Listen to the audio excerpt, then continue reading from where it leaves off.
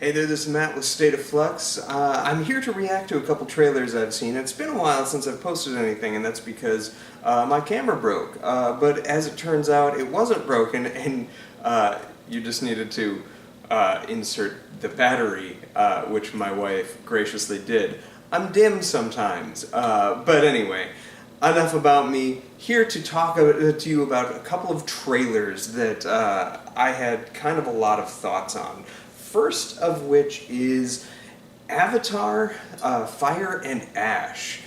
This is the first time I've seen any Avatar trailer of any kind and got breathtakingly excited for it. And it's weird, this new trailer that just dropped, all of which I'll provide links for down below, looks really good without having like a ton of action. Yeah, sure, there's some spectacle in it, but it's a more character kind of driven trailer. But it looks really, really breathtakingly beautiful and compelling and different than the other films.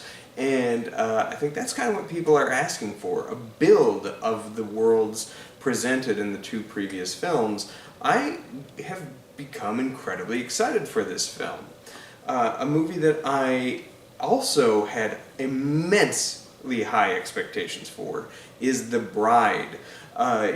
Universal monster movies are something I really quite like. I plan to do a ranking video of like the core 8 to 9 films, so you'll see that forthcoming. But Bride of Frankenstein is, I think, the cream of the crop. It is the best Universal monster movie. So when I heard that Maggie Gyllenhaal was going to be directing her adaptation of A Bride of Frankenstein, I got really excited. So when the trailer dropped, I rushed to see it, especially with a cast like Christian Bale and Jessie Buckley. What could go wrong? It turns out the answer is this movie, because it looks like Joker Folie à Deux, and that is the worst thing you can say about a movie. Like, doing Frankenstein's monster in like a gangster's, pseudo-gangster style is, I guess it's a different take. I haven't seen that version of the character, but there's probably a reason for it. It looks breathtakingly dumb, and I cannot express how disappointed I was. I'll still probably see it. Frankenstein is one of my favorite books. It's one of my favorite franchises or properties, that's the better term for it, across all of literature and film, but boy, I was disappointed. The other one, and the one that really compelled me to talk about all this stuff, is the trailer reaction I had to The Mandalorian and Grogu. I will say up front, I have not watched all of The Mandalorian.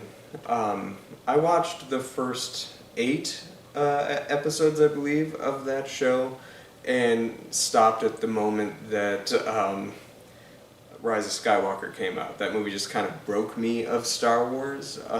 But while I liked The Mandalorian, I think the person who nailed it best is Patrick H. Willems, when he said that it's a show that wants to be about Boba Fett, but it's not about Boba Fett, but it could be about Boba Fett, and it's going to use this not Boba Fett and team him up with Yoda, but he's not Yoda, so like there's no continuity errors, but he is essentially Yoda, and he's going to buddy up with not Boba Fett, and this film just kind of pulls that idea into the forefront, because we have not Boba Fett, not Yoda, now not Jabba the Hutt, who's suddenly Thanos muscular and whatnot. It's kids playing with toys, and it's inoffensive because you're not breaking any canon, but it also holds no weight. And the thing that impressed me the most in a negative way with the whole trailer is the fact that Star Wars is a franchise built on pushing boundaries and building ideas, presenting things you've never seen before on film. And the original 6 films like them or not, all catered to that in really strong ways, regardless of quality. And I think that's the biggest error of this era of Star Wars. And I'm not crapping on Disney era Star Wars. There's some of these movies I quite like. I did whole reviews of all of the movies. And two of the Disney era films I think are spectacular masterpieces. And amongst my very favorite Star Wars movies, those being Rogue One and The Last Jedi. But I'd say almost all of those movies also fall into this category of there's no originality here. There's no ideas anymore. There's nothing new with any of these things. And like even ones that I love, like Rogue One, is just playing with your A New Hope toys. Last Jedi actually did have ideas and really did try to push the boundaries, and yet that's the one people kind of clap down at most harshly. But when I was watching this trailer, there is not a single thing that is new about it at all. Like, completely, straight up zero. And maybe the movie's different, and maybe the movie's grander, but as of now, it looks just like the show, and the show looks better than most shows out there. It looks almost film quality. But then if you're going to release a film, it doesn't seem to be grander than the show. So there's that. And yet, I'm still going to see this thing that I have virtually no excitement for because it has Sigourney Weaver, who is my all-time favorite actress, and I will watch absolutely anything and everything she's in, even if she just strolls in off the street and they just slap like a rebellion patch on her and they're like, yeah, that's good, that's your outfit. She does look like she just got plucked from a Comic-Con and put into the movie as is, but whatever. The film was like so artificial looking too, like there's nothing with people. The only person you get is Sigourney Weaver, and then it's just these toys around her, some of which are Muppets and some of which are digital effects. I don't know. I was so disappointed when I watched that trailer. And I will say, like, Jon Favreau's, like, amazing, and I love Favreau.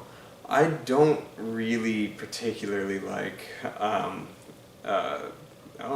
I'm thinking is Paul Dini, and that's not him, that's Batman guy. I'm not a fan of the Clone Wars or any of his era of things. So, anyway, I'm babbling. Let me know what you thought of these trailers in the comment areas down below.